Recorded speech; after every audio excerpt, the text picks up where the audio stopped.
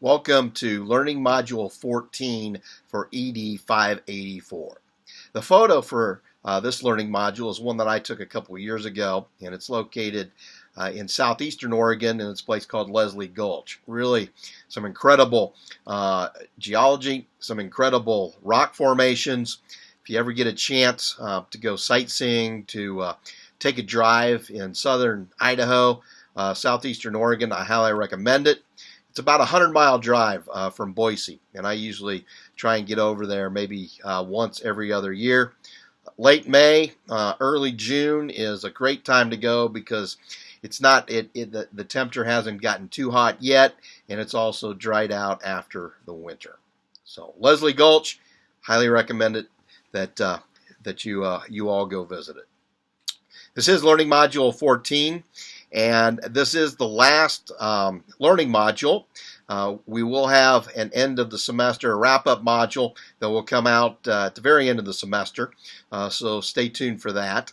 And the purpose of this learning module is to address non-parametric statistical procedures, specifically focused on those intended for use with ordinal data. The activities for this learning module: from the statistics for the behavioral sciences, you're going to read Chapter 18, non-parametric tests for ordinal data, and we'll have you read all of Chapter 18. There's the corresponding PowerPoint presentation slideshow that is available in Blackboard Learn. And then we have 3 YouTube videos. There's the YouTube video on Wilcoxon signed rank test. There's a YouTube video on Kruskal-Salas H-test. And then finally a YouTube video on Friedman test. We also provide you with some practice problems that you can work on as far as for practice, also to help out as you head to the final assignment. In the How to Use the SPSS textbook, Chapter 7.4 on Wilcoxon test, Chapter 7.5 on Kruskal-Salas H-test, and then section Chapter 7.6 on the Friedman test. The assessments and assignments for Learning Module 14 is the first thing is to complete quiz number 11, and this is the last quiz for the semester. This is over Chapters 17 and 18 from Statisticals for the Behavioral Sciences textbook, and you can find that in the Blackboard website. As with the other quizzes, we allow 2 attempts, with the highest of the attempts being the one that is posted for the final score. This is the last quiz of the semester.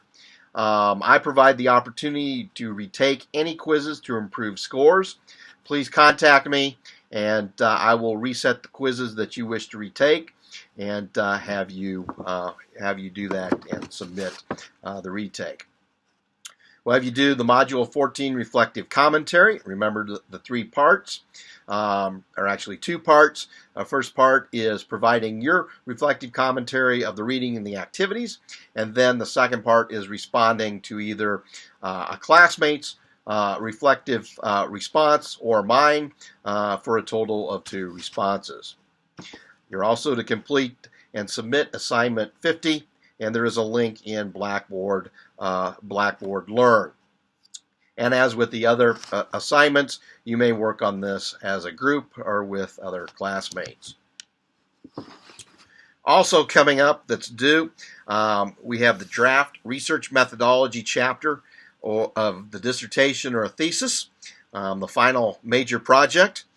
Please look at the instructions. Please look at the formatting guidelines, which are located in the syllabus. I've also included those formatting guidelines here in Learning Module 14, so please look those over. Have someone proofread your paper.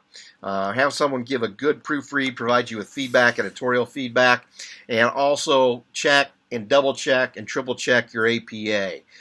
Check your citations, check your quotations, check your use of headings, if you use any tables.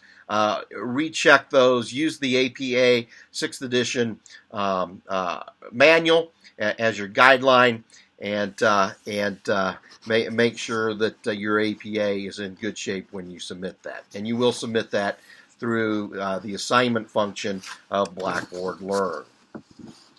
That final project paper, it'll follow the guidelines of, you'll have a cover page.